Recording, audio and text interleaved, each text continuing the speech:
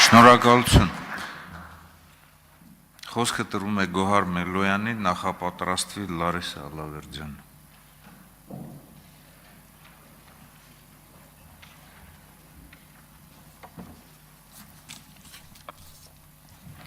Հարգելի հայրենակիցներ, հարգելի ներկաններ, հարգարժան նախագահող, նախ երախտիկս եմ հայտնում այս խորագրով խորհրդարանական լսումներ նախաձեռնելու համար։ Անկասկած, սա այն գործիքակազմերից է, որի միջոցով խորհրդարանական ընդդիմությունը կարող է հասարակության ուշադրությունը հրավիրել այնպիսի օրակարգային հարցերի վրա, ինչպիսին քաղբանդարկյալների հիմնահարցն է։ Մեր երկրում ստեղծվել է աննախադեպ մի իրավիճակ, երբ մեկ քաղաքական ուժը ունի խորհրդարանում, ազգային ժողովում սահմանադրական մեծամասնություն։ Եվ այս մեկ ուժն է ձևավորել կառավարությունը, ձևավորել բարձրագույն դատական խորհուրդը, սահմանադրական դատարանը, նշանակել մեր երկրի իրավապահ մարմինների ղեկավարներին։ Ու զուգահեռաբար ունենք նաև իրականություն, երբ իրավապահ մարմինների ղեկավարները նշանակվում եւ ազատվում են WhatsApp-ային գրագրությամբ։ Այսօր քաղաքական ընդդիմախոսները պետական մարմիններում արձանագրում ենք, որ կառավարվում են մեկ միասնական օրգանիզմի համակարգվածությամբ։ Ընդհանրապես, ով է քաղբանդարկյալը։ Թեև Եվրոպայի խորհրդի խորհրդարանական վեհաժողովը իր 1900-րդ բանաձևով տվել է հստակ հասկացություն 5 բաղադրիչներով, փորձեմ ինքս ավելի հանրամատչելի բացատրել, Քաղաքական բանտարկյալը դա մարդ է, ով իր կատարած, ավելի ճշգրիտ չկատարած գործողության համար հայտնվել է անազատության մեջ կամ կրում է այնպիսի ծանր հետևանքներ, որոնք չէր կրի, եթե չունենար օրվա իշխանությանը ընդդիմացող քաղաքական հայացքներ։ Օրինակ, կալանավորված է, որովհետև քննադատել է իշխանությանը, ինչպես իմ նեմնիմի փոդքասթավարներ, մեր ընկերներ Վազգեն Սաղաթելյանն ու Նարեկ Սամսոնյանը։ Բայց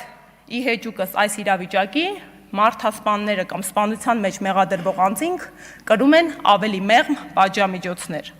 Հետևաբար արձանագրում ենք, որ այսօր խափանման միջոցներից ամենածանրը կալանքը վեր է այցվել պատժիչ մահակի ընդդիմախոսների նկատմամբ։ Այսօր Հայաստանի Հանրապետությունում կան տասնյակ քաղբանդարկյալներ, բայց այսօրով մենք չպետք է առաջնորդվենք։ Մեր քաղբանդարկյալները հարյուրյակի են հասնում, մինչդեռ գործ ունենք մի ուժի հետ, որը եկել էր ժողովրդավարության արժեքների դրոշով։ Նրանցից ոմանք արդարացվել են, ոմանց գործերը կարճվել են, ոմանց գործերը դեռ քննվում են, բայց երբ իշխանությունը միջամտում եւ կասեցնում է մարդու գործող հիմնարար իրավունքը, դա պետք է լինի հետևանքային։ Քաղբանդարկյալները հայրեր են, որդիներ, եղբայրներ, քույրեր, գործարար, այգեբան, բժիշկ, իրավաբան, մարդիկ, ովքեր չեն վարանել, բարձրաձայնել ու գործել հանունի ու կրել են հետևանքներ, բայց պատժիչ հետևանքները միայնակ չեն կրել են իրենց մերձավորների հետ միասին։ Այսօր Հայաստանում քաղբանդարկյալներ են հոգևորականները, իդեմ Բագրատ, Միքայել եւ Մկրտիչ Սրբազան հայրերի,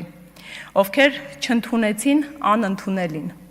Հերթական աննախադեպը գրանցվեց վերջին շրջանում, երբ Կիրակի օրը նույն ժամին առավոտյան ժամը 9-ին շուրջ 2 տասնյակ հոգևորականներ հրավիրվեցին հարցաքննության մեկ նպատակով՝ սուրբ պատարագների բնականոն ընթացքը խարխլելու, քաղաքական օրակարգը սպասարկելու միտումով։ Այսօր քաղբանդարկյալներ են գործարարները։ Իդեմս մեծանուն բարերար Սամվել Կարապետյանի, ով եւս թույլ չտվեց անցնել անանցելին, կանգնեց ի թիկունք հայ առաքելական Սուրբ եկեղեցու եւ իպա հայի ինքնության։ Վերջինս եւս ավելի քան արդեն 5 ամիս ապօրինի կալանքի տակ գտնվելով հանդերձ, դեռևս չենք ստացել հոդաբաշխ բացատրություն, որը կգտնվեր նրա ապօրինի կալանավորման հիմքով։ Սամվել Կարապետյանը քաղբանդարկյալ է, բայց նրա ազատության հետևանքները դեռ թիրախավորվում են այսօրվա իշխանության կողմից եւ յուրաքանչյուր նոր բնագավառ, նոր առաջադրված մեղադրանք ի հայտ են դարձնում նախկինում չբացահայտված ու չբարձրաձայնված բարեգործություն։ Այսօր մենք ազգային ժողովում ենք եւ պետք է ամոթալի արձանագրել, որ քաղբանտարկյալ է խորհրդարանական կառավարման ձև ունեցող երկրում падգամավորը աննահանջ Արթուր Սարգսյանը։ Ու ի վերջո այսօր քաղբանտարկյալ է Լիդիա Մանթաշյանը, ով կրում է ամենածանր հետևանքները եւ ով գտնվում է կալանքի ներքո եւ ով ունի միակն է 18 արդարների գործով, ով ունի տեսակցությունների արգելք։ Այս ամենը նորմալ չէ, բնականon չէ, իրավական չէ։ Մենք պարտավոր ենք կատարվելիքը հասցնելու միջազգային ատյաններին, որովհետև այս ամենի ակունքում իրենց ստեղծման ու կայացման հիմնարար արժեքներն են։ Ու պատահական չէ, որ Եվրոպայի խորհրդի խորհրդարանական վեհաժողովի 12-րդ լիագումար նիստում, որը Երևանում էր կայանում, падգամավոր Ամորին իր խոսքում լրջագույն մտահոգություն հայտնեց Հայաստանում մարդու իրավունքների նկատմամբ իշխանության միջամտությունների վերաբերյալ եւ ասաց, որ իրենք հետեւողականություն են դրսեւորում ու այս միջամտությունները կարող են խոչընդոտ հանդիսանալ դեպի Եվրոպական միություն բաղձալի ճանապարհին։ Այսօր պետք է արձանագրենք, որ արդարադատությունը երբեք չպետք է վերածվի քաղաքականության զենքի։ Դեռ քննվում են Հայաստանում քաղբանտարկյալների գործերը։ Արչևում մարդու իրավունքների եվրոպական դատարան դիմումներ են ներկայացվելու եւ նախադեպային պրակտիկան գալիս է հուշելու, որ բնականաբար հետևանքներ ու արձանագրումներ լինելու են, սակայն այդ հետևանքները կրելու ենք մենք Հայաստանի Հանրապետության քաղաքացիներս ու այդ հետևանքների արդյունքում չեն վերականգնվելու մարդկանց կորուստներն ու անփոխհատուցելի են լինելու նրանց իրավունքների խախտումները։ Այսօր ես լիահույս եմ, որ խորհրդարանական լսումներում մենակ չենք ինքնաարտահայտվելու, այս քննարկման արդյունքում նոր մեխանիզմներ կմեկնարկենք ու կձեռնարկենք։ Ու պետք է կատարենք ամփոփիչ արձանագրումը։ Մենք ունենք սահմանադրություն, բայց կտրուկ նահանջել է մեր սահմանադրական մշակույթը։ Մենք ունենք պարլամենտ, բայց չունենք պարլամենտարիզմ։ Մենք ունենք իշխանությունների տարանջատում,